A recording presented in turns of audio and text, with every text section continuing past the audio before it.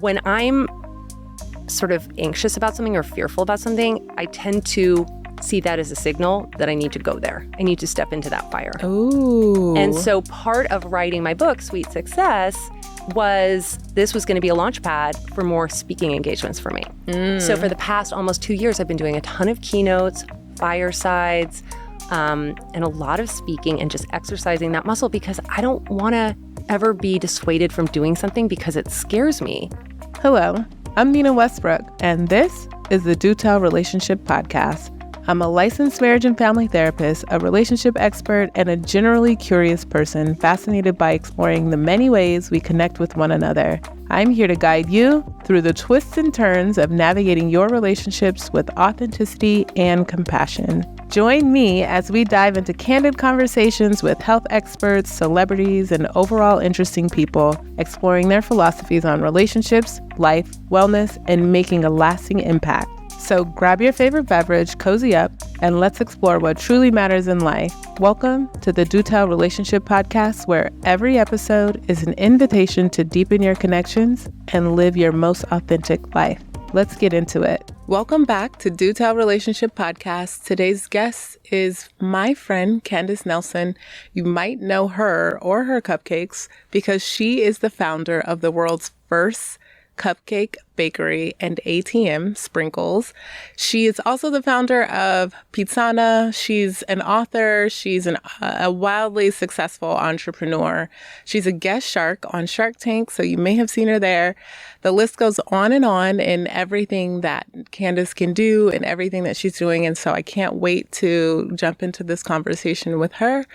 But before we do, of course, we're going to have some questions from you guys. Megan, what's our first question? Yeah, we got some great ones this week. The first question is, what are some effective techniques for managing anger in a healthy way? That's a really good question, Megan. I think that we can it depends on what type of anger. I know a lot of you have probably heard the saying that underneath the anger lies another emotion. Oftentimes beneath anger lies sadness or hurt feelings. And so I think that whenever we are feeling angry, our first reaction sometimes is to want to respond in a negative way or respond in a way that we feel is going to protect us from that hurt.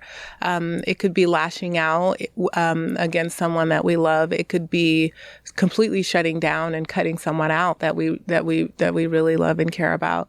So I think that one of the things that we can all do when we are feeling upset or feeling angry is just to take a second and take a moment to reflect on where those feelings are coming from and what the underlying emotion is. I think that if we focus more on what the feeling beneath the anger is, whether it's sadness, and if it is sadness, why are we feeling sad? If it's frustration, what happened to make us feel frustrated? If it's hurt, well, who hurt our feelings and why? And how did we get here? And I think that tackling the anger means that you're going to have to tackle and address the underlying emotion, the underlying feeling first. So keep that in mind next time you're feeling angry. That's super smart. And I'm sure let's kind of take super some time. Smart. Super smart. Helps you take some time to take a step back, consider all those things before you react, which I think is important. Okay, our next question for today is, what are the differences between various types of therapy, and how does someone know which might be best for them? Wow, I really love this question because when I was on my journey to become a licensed marriage and family therapist, I had to answer this question for myself. There are so many different types of therapy. You may have heard of hypnotherapy, there's emotive therapy, there's behavioral therapy, there's psychoanalysis, which is a really deep dive into, your feelings of from childhood and who hurt you when you were young, and that's where we get a lot of that from.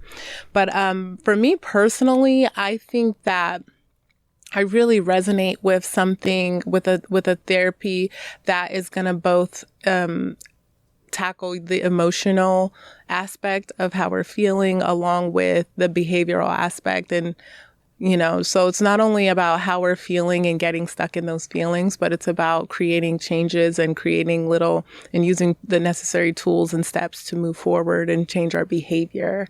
So something that is a combination of both is really great. And I think that in order to find the therapy that works best for you, just like anything, it's kind of like dating a little bit, if you want to try different therapies, I would say do it. But don't be discouraged if you come across something that you don't love right away. Just continue to date around, and find the therapist and the therapy that you feel resonates best with you. Don't be discouraged, like I said. And I think that if you keep looking and you keep working at it, you'll find that perfect match. Yeah. Do some therapists do like a mix? They do a mix of different types of therapies? Yeah. I mean, every therapist is different. What everyone has to offer is really different. And so doing the research and figuring out what people specialize in is also really great. If you are someone who's coping and dealing with trauma, finding a trauma-focused therapist would be great. If you are someone who is struggling with, it's more of a family structure thing. So then maybe a marriage and family therapist would be a better fit for you.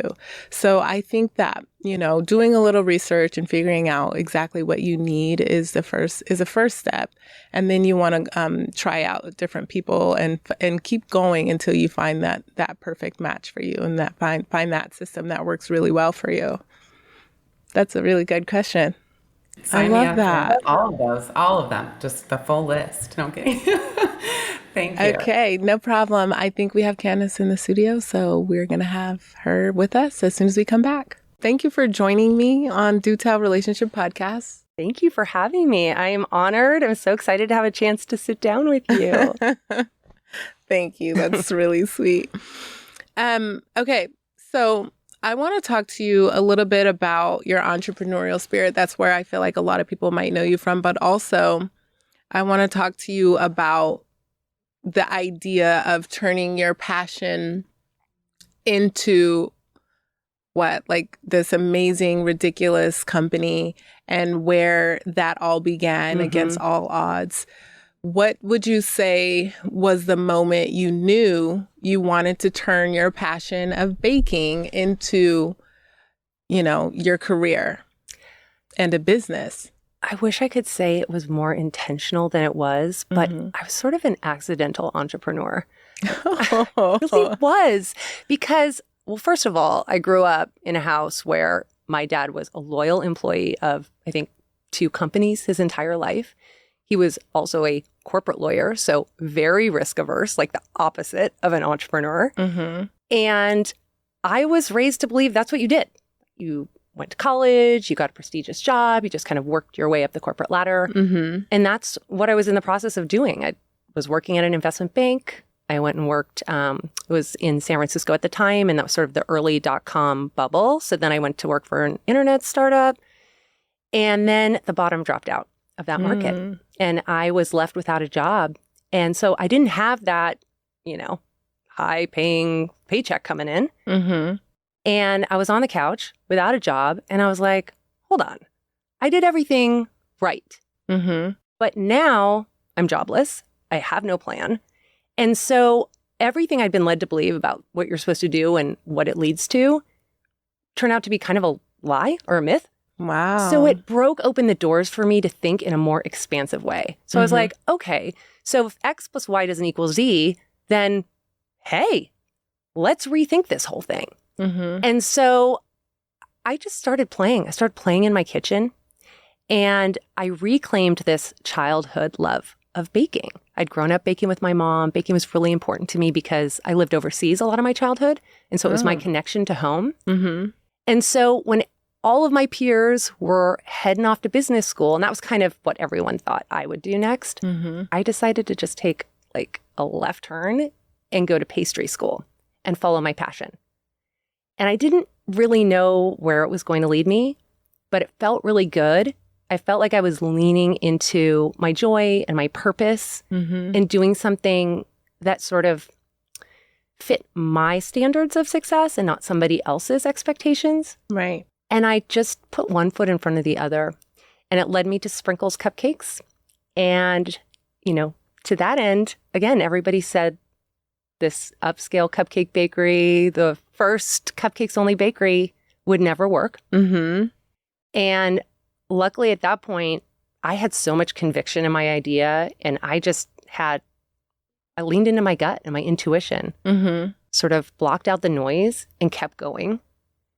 And it ended up being a phenomenal success beyond my wildest dreams. Right. So it's a really, really fun story to tell now. There were certainly some scary and challenging moments along the way. Well, I mean, I definitely would love to hear more about that. I feel like a lot of times what we see on social media and what we see is a lot of success, right? We don't see the journey. And the way you described it was so beautiful. And I can tell you've had plenty of time to go through and think about and reflect upon your time through the creative process and starting your own business and Sprinkles. But the challenges and the obstacles are the things that we oftentimes don't get to see. I know. Were there any times, I'm sure there were times where you felt like this was maybe not the best decision, or maybe you weren't on the right path, or any feelings of like imposter syndrome come up throughout your process? Because I know a lot of young entrepreneurs face similar feelings. So much. There's so much there. I mean, we could write another book about all the failures and challenges and imposter syndrome. I think what I'll say is so much of the entrepreneurial journey comes down to mindset and resilience and grit and having this utter conviction in your vision and blocking out the noise. But even when we opened and we had lines out the door and we were successful, people still wanted to naysay it. They wanted to poo-poo it. They said, it's just a fad. And then we opened our second location in Orange County. It was super successful. And they said, it's just a Southern California phenomenon. And we opened across the nation and they said, this will never last. Wow. So if you spend your life looking around for approval and for other people to get on board with your vision, you're going to be waiting a long time. Right. So I think it starts with just having that belief in yourself that you can do hard things. And that is a muscle that can be developed over time by putting yourself in situations that maybe aren't that comfortable. Right. Don't feel super cozy. You have to stretch a little. You feel a little scared. And I spent my childhood doing that because we moved around so much that every few years I was moving into a new city, country, culture. And I would show up, look around, and figure out who I was going to eat lunch with that day. And it was super scary and really uncomfortable. But ultimately, I guess really great training for being an entrepreneur. Yeah, that's interesting that you say that. I feel like you kind of have to build up this system within yourself and this understanding and this confidence in who you are and what your abilities are. And you also have to be adaptable and be able to make changes and kind of figure things out on the fly, which I'm sure is another really good skill for a young entrepreneur to have. 100%. In the beginning, I used to make all of the decorations on top of the cupcakes by hand. And I remember Charles coming in one day. There was a line down the block. We could not make the cupcakes fast enough. People were angry. They'd driven across town. They'd found parking. They'd heard about this new cupcake spot. And they got in the door after waiting in line and there were no cupcakes in the case. And meanwhile, I'm back there meticulously, crafting my decorations. And Charles was like, to his credit, he was like, no more custom decorations. And I was like, what do you mean? This is my vision. This is my art. This is my oeuvre. And he was like, those people don't care. They just want the cupcakes. And that day, it was the end. Wow. And I felt like, my business had been built really on more customization. And so I felt like I was letting this group of customers down. But you do have to be able to iterate, because for me to be able to scale a business, I wasn't going to be able to do it like that. Right. And so how Sprinkles started isn't exactly how it ended up. And you have to be adaptable to that, be able to iterate. Right. So that's an important lesson for all of us. And I think that when you talk about like reaching the pinnacle as an entrepreneur, you obviously did that in 2020, right? 2012. In 2012, you sold Sprinkles to a private equity firm. Yes. So we opened in 2005. We sold in 2012. Yeah. Okay. Can you share like, how did you know that it was time to sell your quote unquote baby? Yeah. Right? Truly.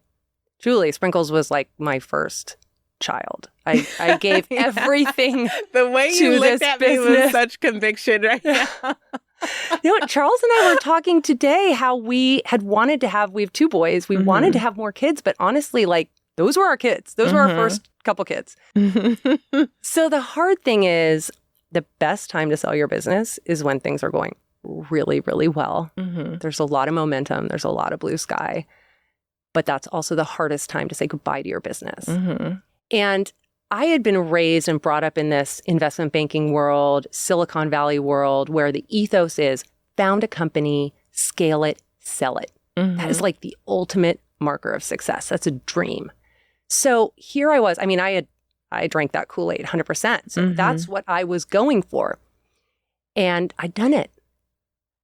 And what I realized was I hadn't given enough thought to the fact that as an entrepreneur, you love getting up every day and solving problems. And that hustler part of you never goes away. So even though I thought I was going to be like sitting on this pot of gold at the end of the rainbow, like happily ever after, I kind of felt like the wind was out of my sails. And I was looking around like, what now? So I think it's hard because if you're an entrepreneur, you're a doer. Right. And this was all just a new experience to me. I didn't know any better. I didn't have a mentor who had sold their company and could give me sort of the, the 411 on what to do next. So I was under the impression that it was like one and done, off to live the rest of your life, And I was like, one and what's next? Right. And thank goodness you were, because now we have my favorite pizzeria.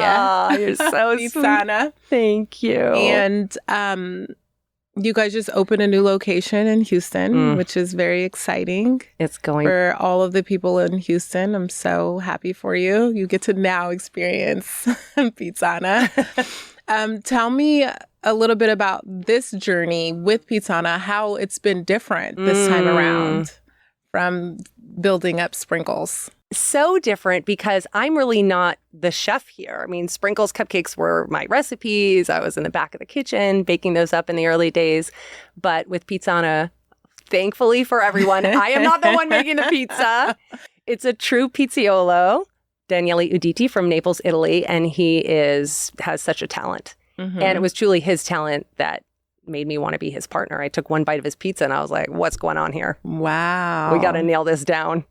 And I knew I could build a brand around him and his product. And he had such an incredible story coming to the United States with like $200 and sourdough starter in his pocket. Wow. And he was just making pizzas across West LA and living in a van in Venice Beach. It was an incredible story. So talk about turning your passion into profit.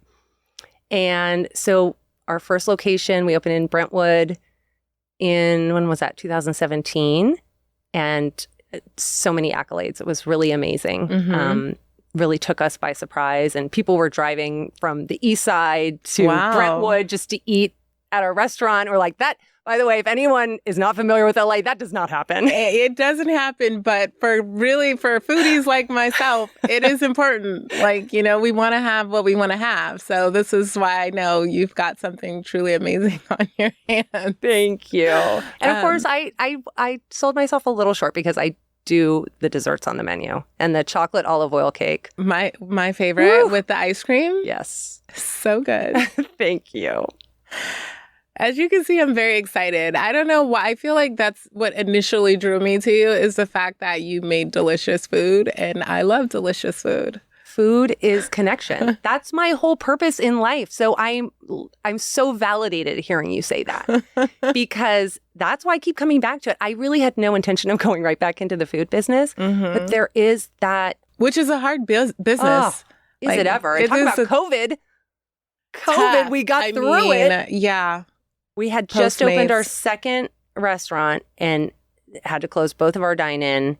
And fortunate for us, our pizza takeout is pretty strong. So we got by on takeout and delivery. And then once things opened back up again in California, we went from 2 to now 7. Houston is our 7th location. So we're scaling now. That's amazing. Very, very cool. Thank you for your support. Yeah. And you continue to add more to your plate. I know you and your husband have a venture capital fund. Can you tell us a little bit more about that? Sure. So CN2 Ventures is what we call a venture studio, where we employ our own capital and then get very operationally involved. So Pizzana was the result of that, as well as our sensory children's play center, Play to Progress. We have a couple locations here in Los Angeles, and we'll be growing that across the U.S., maybe by franchise, maybe company owned. We're still trying to figure that out. But essentially partnering with really passionate founders who have a deep expertise in a certain area and helping them scale their business and brand it.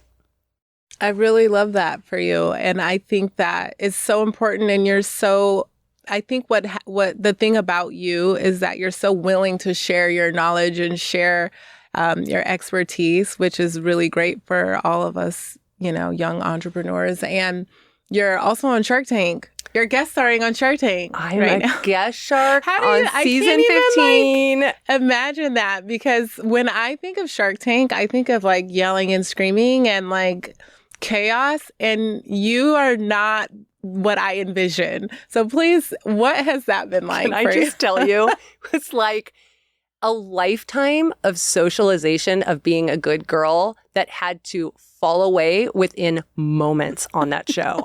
I was just sitting there. You can imagine Mark Cuban to my right, Kevin O'Leary to my left. Hi, Lori. Hi, Damon. I'm just sitting there in the tank, like on the set of this show that my family and I watch all the time. This iconic show.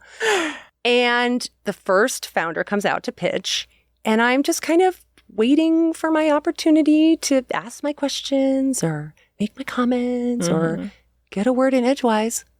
Well, that opportunity never came. No. Nobody is waiting to give you your time in the spotlight in the Shark Tank. It is sink or swim, baby. There is no etiquette. There is no chivalry. A little competitive. I was like, damn. Okay. So like pitch 2, it was like gloves off. Like, let's go.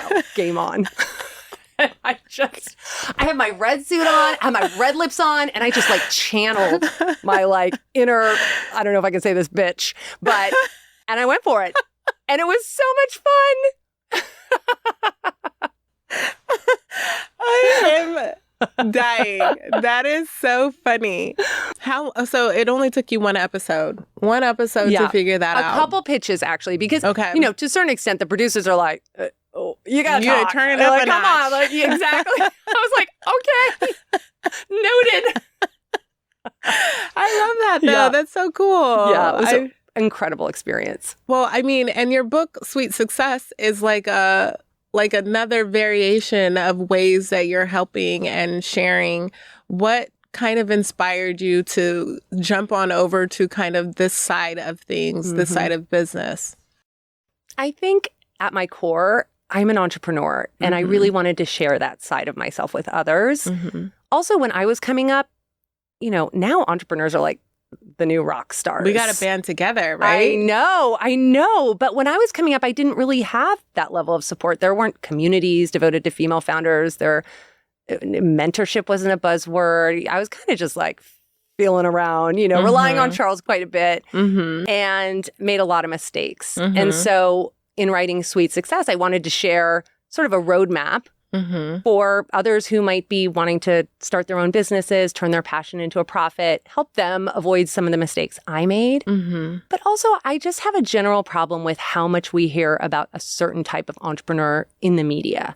Like, these guys that are building rocket ships to the moon, yes, it is awe-inspiring what they're doing, but that's a pretty intimidating version of entrepreneurship. Right. And I wanted to share my story because I built a really big business out of something that a child could make. So sort of pulling back the curtain to that and opening the doors for a group of people who might not think entrepreneurship was for them, to allow them to see that it could be for them. That's really nice. And I think that it's so important. And having that roadmap, like you said, for so many people who maybe can't essentially, like, we can't afford to make the same kind of mistakes as I've made or that you've made. And being able to, it's kind of like being a parent, these businesses are our babies and we don't want to pass on our past trauma or bad decisions onto these new businesses. Right. And I feel like it's so important and it's so wonderful that you share and you're so open about your experience. So that's great. Well, thank you. It's been really fun. And honestly, with all of the young entrepreneurs that I speak with, that I mentor, that I advise, that I invest in, I learn as much from them as they do from me. I mean, this next generation, they're digital natives. They know things they take for granted what they know. Digital natives, yes. So it's a wonderful exchange, sort of cross-generationally, and very rewarding. That's great. What would you say is one of the more common misconceptions or mistakes that people make when trying to build their own business? So it's never been easier to start a business because, you have Shopify, you have all of these incredible tools at your disposal. You can essentially start a company on your phone. But it's never been harder to differentiate yourself because there's so much noise out there. So I think a lot of entrepreneurs, they're impatient, right? They're young, they fall in love with their idea, they think it's going to save the world, be the next big unicorn, and they don't do enough testing. They don't take their time and test out their thesis to make sure there really is a market there before they go all in. And I like to say that entrepreneurship should not be like taking a flying leap off a cliff. It's certainly risky, but there are ways to make that risk more measured and be more methodical in your process before launching. That's really good advice. I think with all of your entrepreneurs that you're coming across on Shark Tank, do you get to talk to them off camera? Oh my gosh. So where because they all go up there and they look so scared. They're so scared. I know. And they have everyone kind of yelling. And so what is it like? Has it been like for you mentoring them and kind of going through that process with them and being with them off camera? Because obviously, it's at the end of the day, it's a show. Right. But this is like, these are their babies. This is their big moment, right? It's amazing. And my heart goes out to them. I mean, I've done a lot of judging on TV, but in the past it's been, Cupcake Wars and Sugar Rush.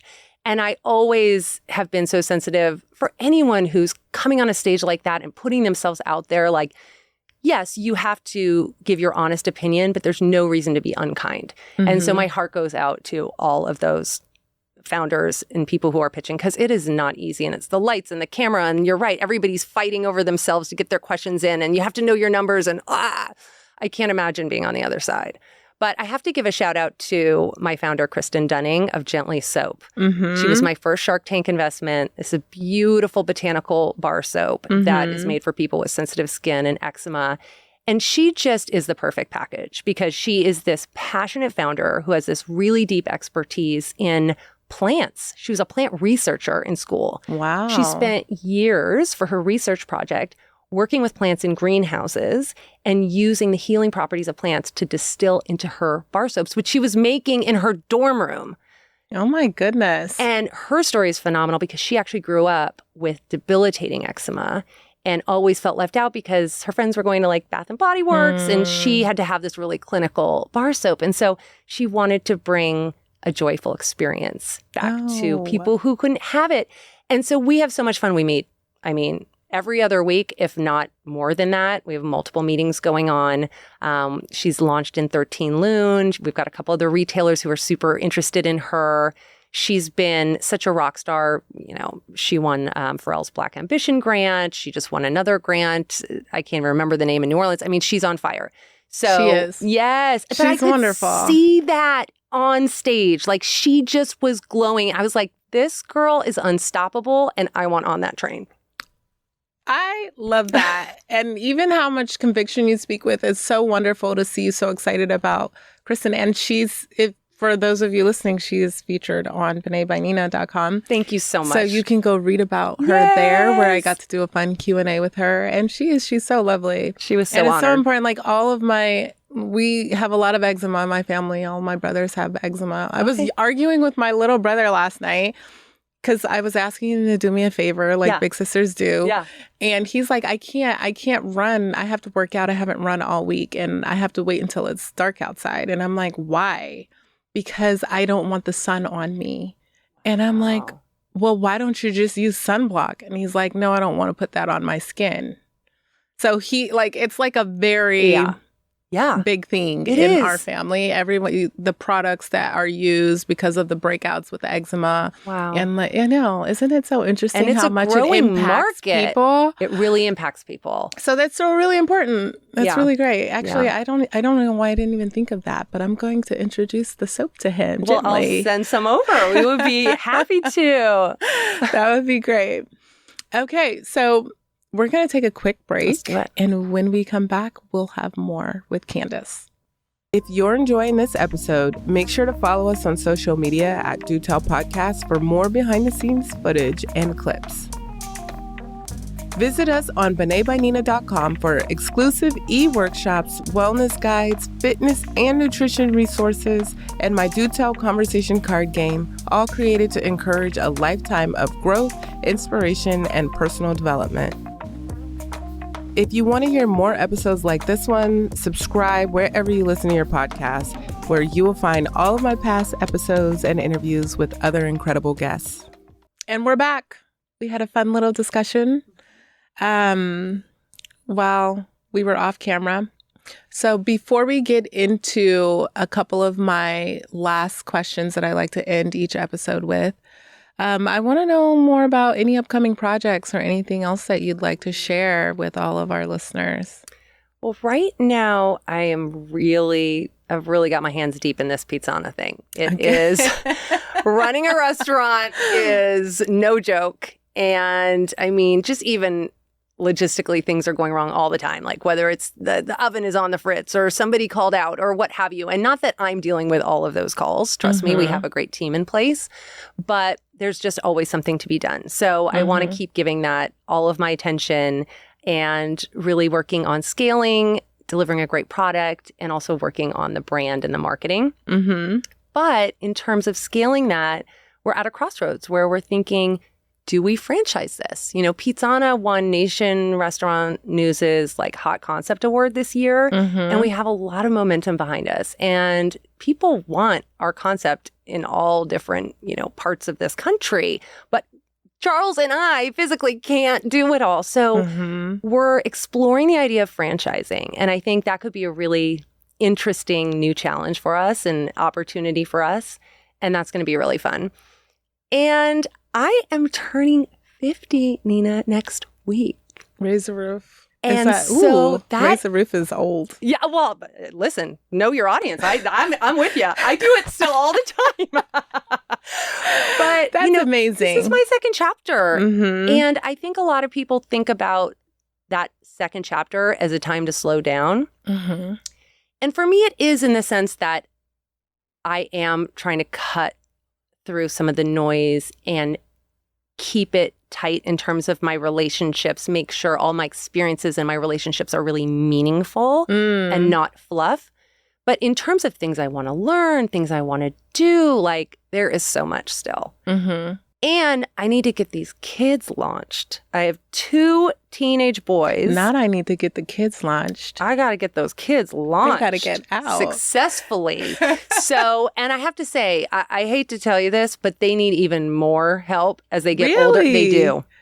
They do. Oh, goodness. I can't even imagine that. They do, because it gets real. They're little adults. Life starts to hit. And school gets harder and social stuff. And they really need you to be, listen, they don't always want your advice. They're not always going to take your advice or listen to it. But every now and again, they'll surprise me. They'll say something that I know they got from me. And it wormed its way in. And I know I'm making a difference. Yeah. But I want to be there to support them with their activities and their passions and their schoolwork. And, it goes really fast. Charlie's in 10th grade. I have 2 more years with him. Wow. Which is crazy. That is crazy. And I have a lot of friends who are empty nesters, and I just kind of study them like a scientist. I'm like, how do you do this? Because I can't imagine. It gives me like a pit in my stomach. Oh my goodness. Right? Yeah. But we'll all go through it. And so I'm preparing myself for that as well. Well, I mean, there's so much going on, and I feel like you're like, I'm entering into the second chapter. You sound so energized, and you love what you do. You're in a huge, like you're in a really big place, with business, with Pizzana, and you're turning 50. Hello.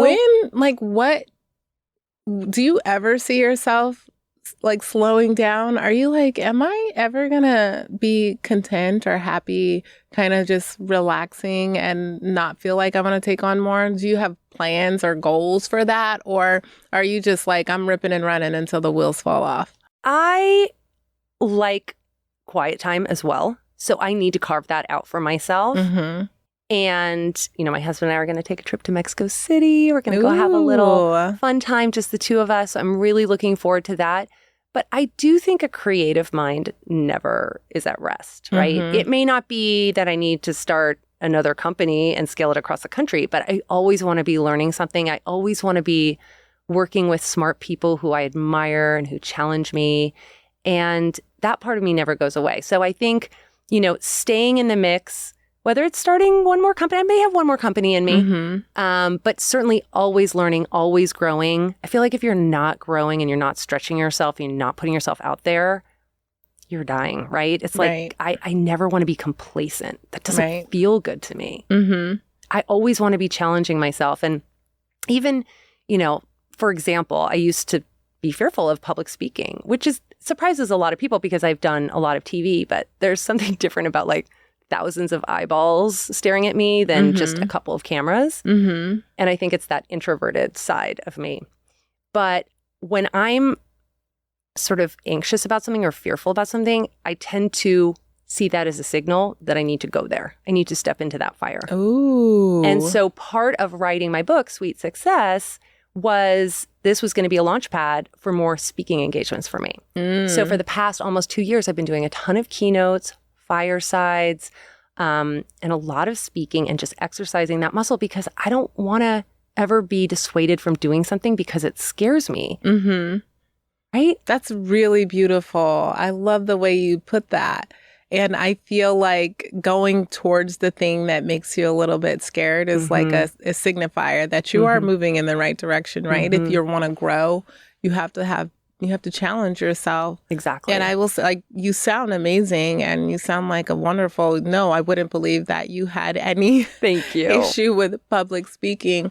You kind of talked a lot, or you kind of went back a couple times to your relationship. And then you talked about your kids. How do you manage to do so much and be here and there and all over the place and building your businesses, starting new businesses, scaling new businesses?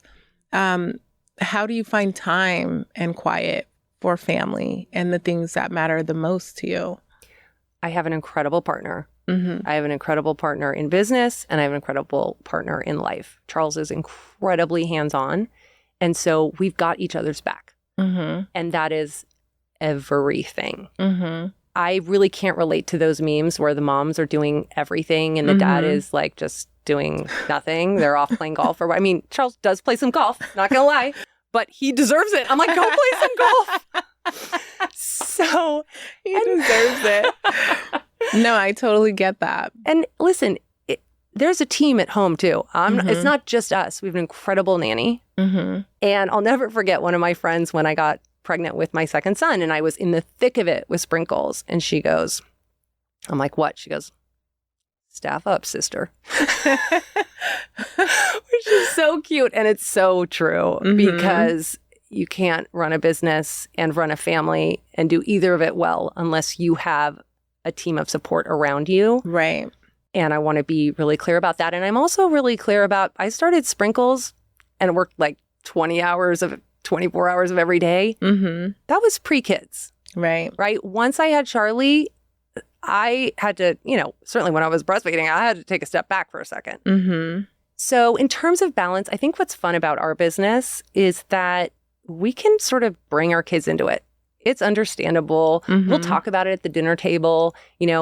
Should we launch this product? What sort of menu addition should we make? Even if we're having maybe a personnel problem, we'll talk about it. We'll ask for their thoughts on it. Because I really want to raise kids who are problem solvers. I want them to look at the world, see problems, and realize it's not up to somebody else to fix it. It's up to them. Right? And so sort of exercising that muscle. And I'll probably end up with entrepreneurs because entrepreneurs are innately problem solvers. They see a problem in the world and they start a company to solve it. Right. And then you're solving problems all day long. It's like putting out fires all day long. So that balance of having a great partner and team, and then also including my kids in the conversation has been really what's been worked for me. That's really great. I love that so much because I think that, I can relate to that so much moving around, obviously, Russell being in different cities and having to start over all the time, which I'm looking at it from an adult perspective, but from a kid's perspective, I was thinking about a lot of the things that you were sharing. Right. And a lot of them have shown to be true, your experience with my kids. And I feel like building a community, whatever that looks like, because it takes a village, right, to raise kids. And sometimes your village is not made up of mom and uncle and, cousin and sister. And, it's sometimes your village is made up of your nanny and your mama friends. Yeah, and your mom friends. And in my case, my husband's teammates' wives. And you know what I mean? You just kind of have to create your tribe and your village wherever you are with whomever is there to love and support you. Absolutely. So that's so important. Absolutely. Okay, last two questions and then I'll let you go. The first question is, what is the best advice that you've ever received from someone else? Don't read your reviews. Simple as that. And I'm sure, it comes as no surprise that came from an actor friend of mine, right? Okay. And you might wonder why that would apply to me. Well, in any sort of public-facing business, right? In the early days with Sprinkles, Yelp reviews, talk about, that is the most brutal platform. Oh my gosh. And I used to be just, what? They don't like our cupcakes? And Charles would be like, stop reading that. There's a line out the door, get back to work. But I think it applies to so many people now, right? Oh with social media. Don't read the comments. Don't read That's the comments. New, don't read the reviews is don't read the comments. Exactly. So exactly. That's a good, I've had to learn and grow and experience that also. And the last question is, which you're going to get a copy of the card game, is from the card game. Oh, yay. It's, what does living a happy life mean to you? I think living a happy life boils down to having work that feels purposeful and having meaningful relationships. That's it. Beautiful. For me. Work and community relationships. Perfect. I love it. That's a great question. I can't wait to play your card game. You can play with the kids. I'm on the dinner table. It'll be that'll great. be good Not for teenagers. The couples one. No, we'll avoid that one. The other one. We'll avoid that one. Wait a minute. Okay, so please, everybody, go to Sprinkles Cupcakes, go to Pizzana, and you won't need anything else to eat for the foreseeable future, like me. Thank you so much for joining us and having us, and follow and watch. I can't wait to see all of your Shark Tank episodes. I'm very excited to see you in that arena. Thank you. It was nerve-wracking for sure. High stakes, high drama. But thank you for everything you do to support women and mental health and all of your great work that you're doing and your entrepreneurial ventures. And I don't know how you do it all. So I wish I could interview you right back. Thank you.